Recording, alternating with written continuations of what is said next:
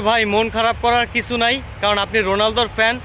আর Cristiano Ronaldo already কিন্তু জানিয়ে দিয়েছে যে we have 90 minutes to turn around roll on Portugal.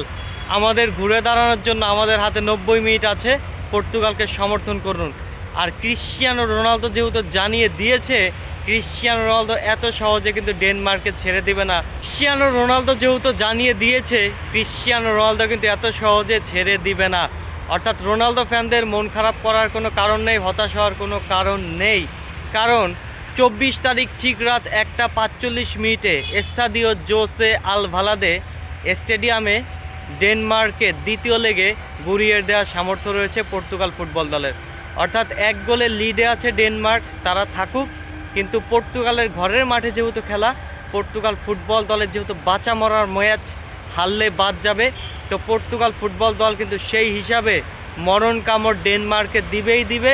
R Cristiano Ronaldo অবশ্যই ডেনমার্ককে হারানোর জন্য প্রস্তুত, কারণ রোনালদো তার ফ্যানদের জন্য এরকম একটা সেকেন্ড লেগের ম্যাচ জিতিয়ে আনতে পারবে না? অবশ্যই পারবে। ভরসা রাখুন রোনালদোর উপরে, হতাশ হওয়ার কোনো কারণ নাই। মনে রাখবেন আপনি রোনালদো ফ্যান।